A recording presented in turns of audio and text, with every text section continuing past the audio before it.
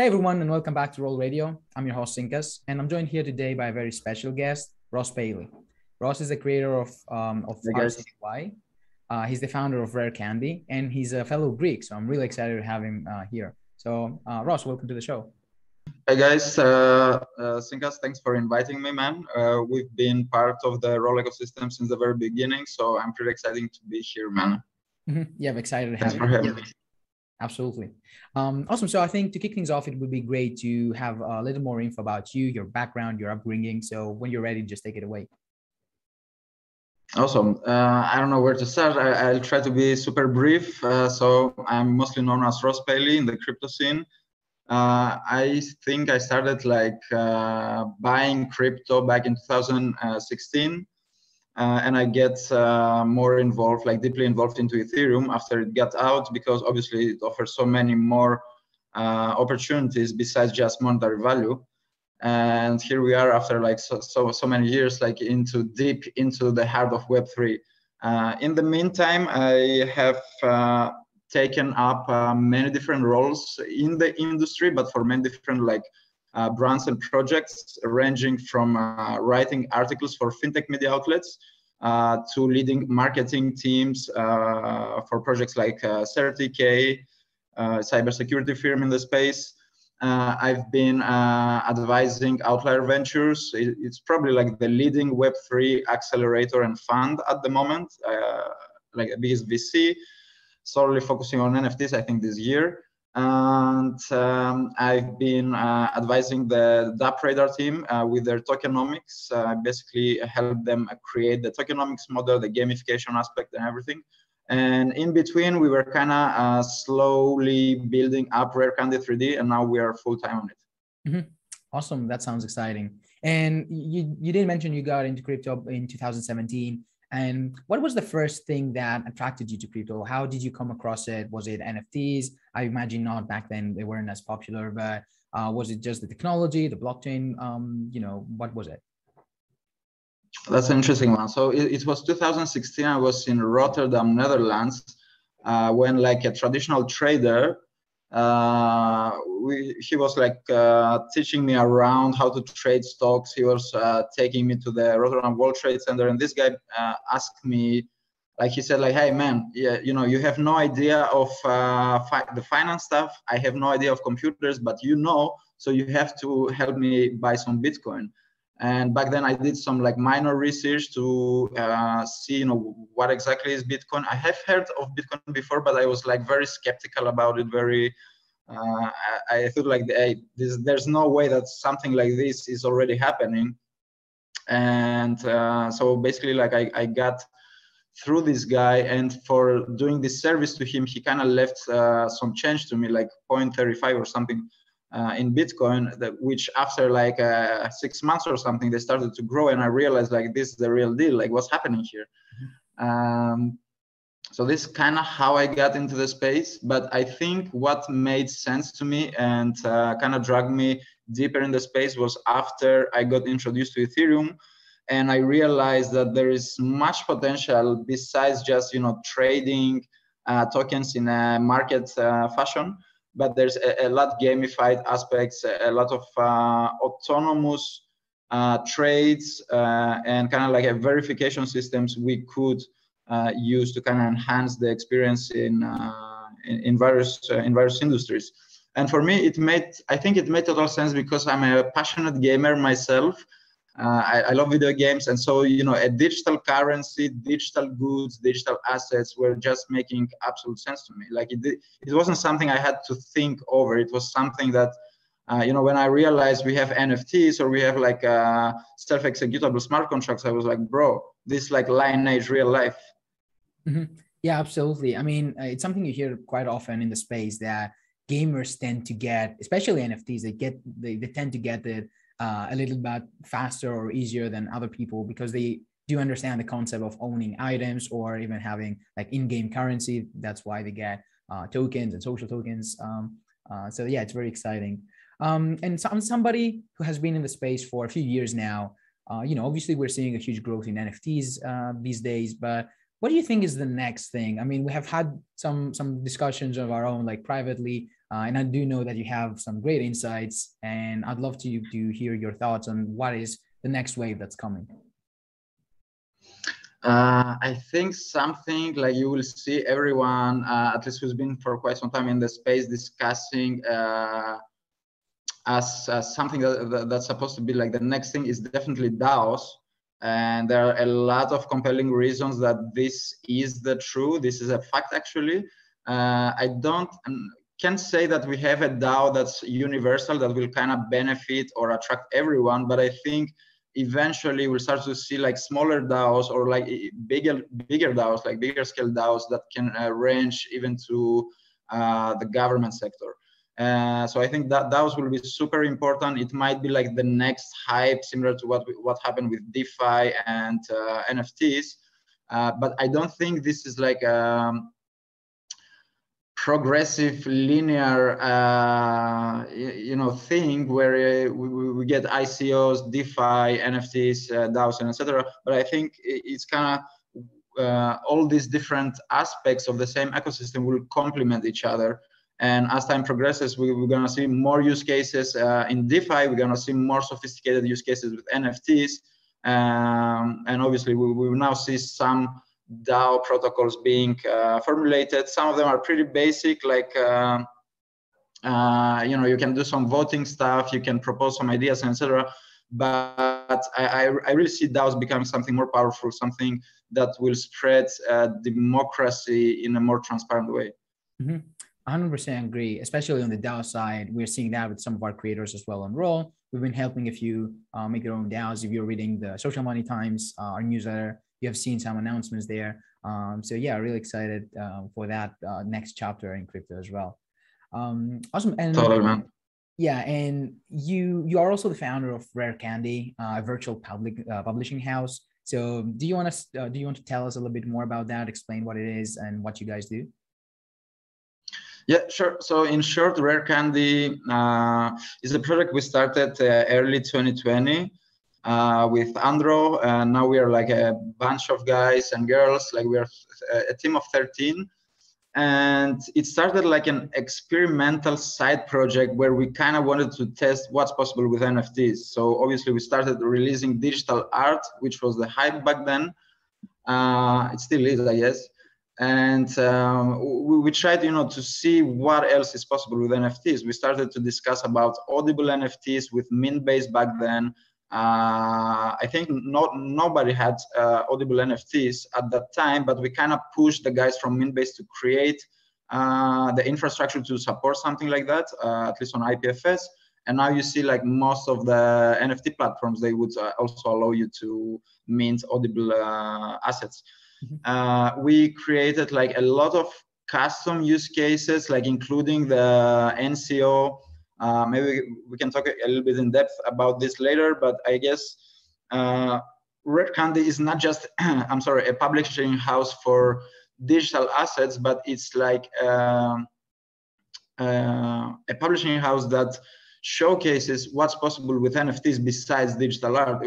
So some of our latest releases include physical assets like record vinyl, like fashion wearables, whether that's physical or digital, doesn't matter. Mm-hmm. And we try, like, basically, we are not like a marketplace, so people can't come onto RareCandy and mint, but we work like on a personal level with each artist, with each brand, with each content creator. And we try to create like a compelling story, a concept album, and push something that we think it's really cool and the community will appreciate.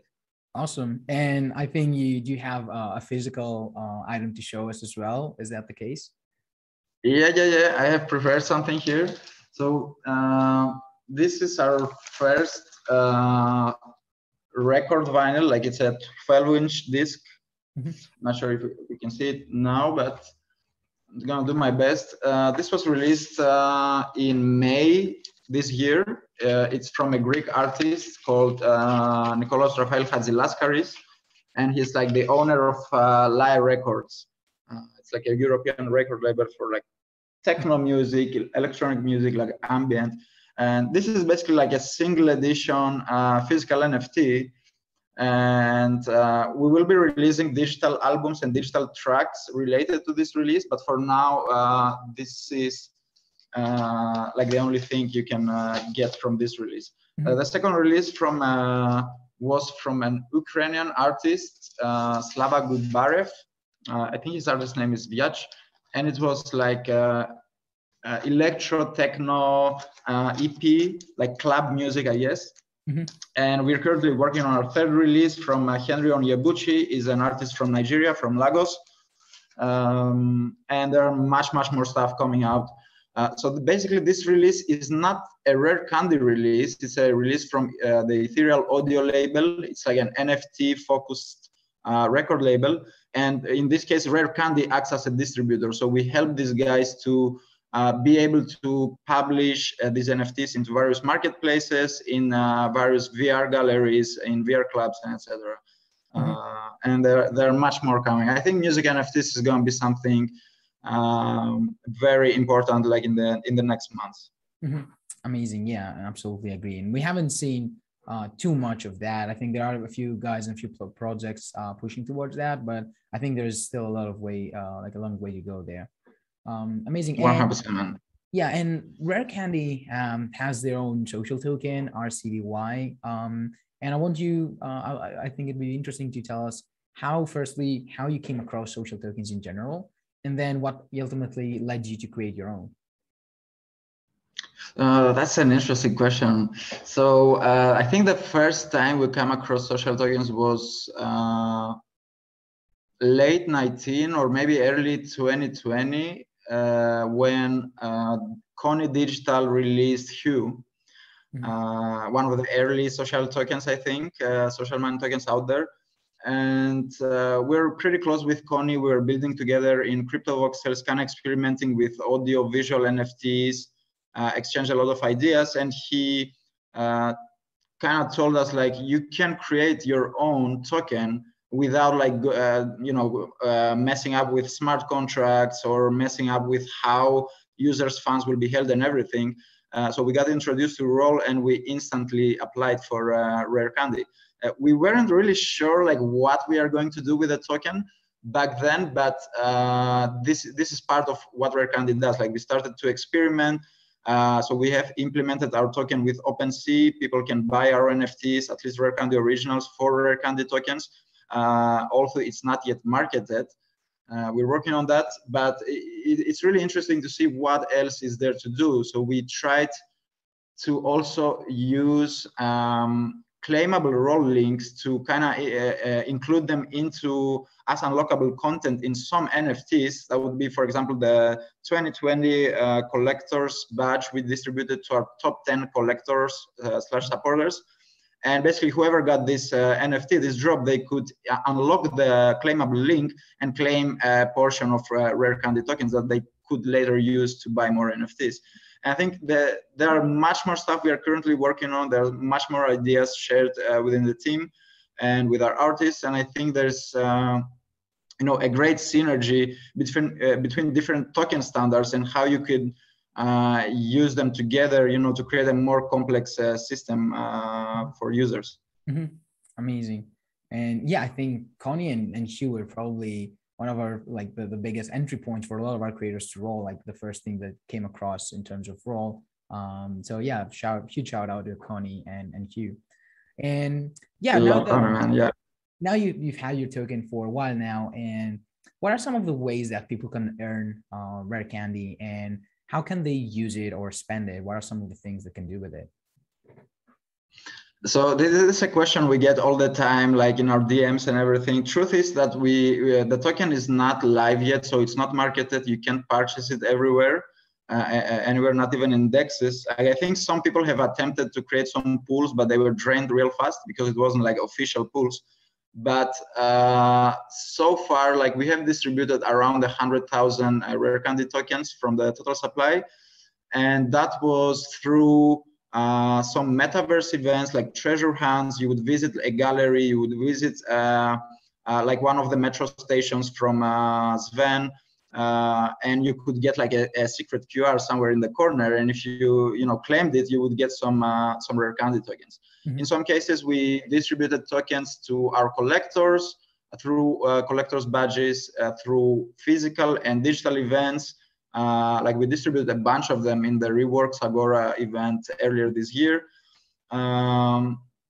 So in some cases, you can find a link in a mailing list, or like in a tweet, in a random tweet. You can find it even on physical papers that we print preset, prefix QR codes, and we distribute like 100, I don't know, like cards where people can scan the QR and claim the tokens. So I can't say that people can buy RareCandy at the moment, but whoever has RareCandy already, there are a lot of stuff you can buy on our marketplace on OpenSea. We're moving forward with implementing our token with Rarible as well, so people can spend RareCandy tokens on Rari for RareCandy NFTs, of course, not like for everything, but this is also our goal. And also now, like, there is a mix of some stuff sold for Ethereum, some stuff sold for RareCandy, but obviously eventually and closely to when the token will be live, pretty much everything will be available for RareCandy tokens, and especially physical limited edition NFTs. Awesome. And speaking of ways somebody can earn or spend RareCandy, Ross has provided us with some RareCandy giveaway to people watching the episode. So for everyone watching, there'll be a QR code that will appear on the screen right about here. And all you have to do is just scan it with your phone and head over to the Roll website and claim it using your Roll account. Or if you don't have one, just create one on the spot. And for everyone listening on Spotify or Apple, you can just head over to YouTube, so you can also claim the rewards there as well. And thank you, Ross, for providing those. That's awesome. I hope it makes some sense. Like we will provide enough to get your first RareCandy NFT. Oh, that's sweet. That definitely sweetens the deal. So make sure to claim that. Awesome. And I recall watching on Twitter, you recently attended an event as a speaker, and with you had cards that had QR codes of an earn code printed on them. They were physical cards that you gave away to attendees of the event. And I personally love seeing social tokens being used in the physical world out there, especially in the physical form. And I wanted I was curious to know what the reaction was. How did that go? What were the reactions from the people getting them or claiming them? Yeah, to be honest, like this was like a last moment decision. Like a couple of hours before we go to the event, we created these links, we printed them like on spot, and we said like, hey, let's see, like if we see a lot of people interested in crypto, we can distribute this and let's see how it goes. And eventually, like, everyone got one of them. Some people were asking for more, some people claimed them, some were familiar, some not, but in general there was some interest on like, how do we do this, what is this, what can I buy with this? Like, okay, I created my account, what's next?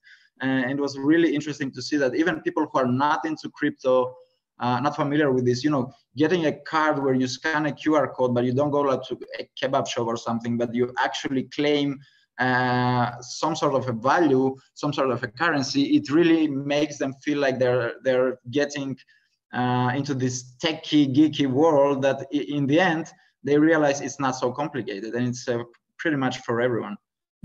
Yeah, absolutely. And that's the whole point, is to onboard as many people and make it as easy and as seamless as possible.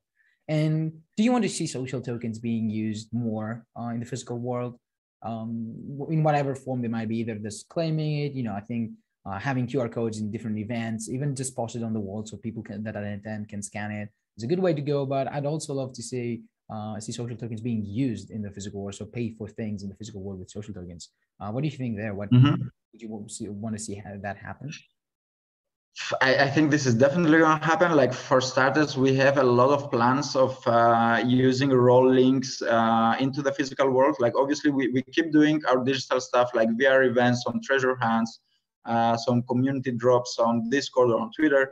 But we're now working on some physical events, like cross-physical / metaverse events, where we're basically going to like stream a crypto voxels event into a physical place, and people would be able to pay for their ticket, which is going to be an NFT ticket with RareCandy tokens. And if they don't have RareCandy tokens, we can, like, in some of these events, if this is like a newbie friendly event, in most cases we would have cards, again, like similar cards that we dropped in the previous event. So people can claim their first RareCandy, they can pay for the ticket, not because we are making money out of this, but because we want to showcase in real time, in practice, how NFTs work, how your ERC20 token works, and how you can literally just scan this QR code and enter this building by doing that. So again, this is part of what we try to do in RareCandy, like experiment with what's possible and try to narrow down what might seem as a complex or sophisticated use case into real life scenarios. Mm-hmm. Yeah, amazing. And really happy and excited to see people kind of like working towards that and on that front. So yeah, also like, thank you for the work you're doing there. And yeah, and you recently did an NCO, which is short for NFT coin offering.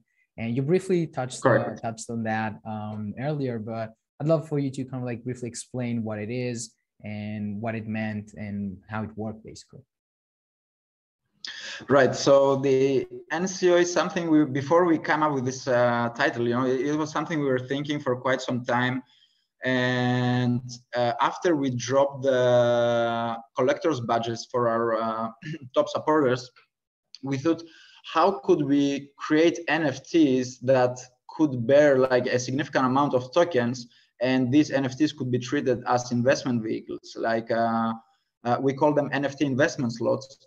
And basically, that can, at least in our case, we were thinking like, should we use 1155s, 721s, or should we, you know, what's the approach to that? And we ended up creating something like a bearer bond.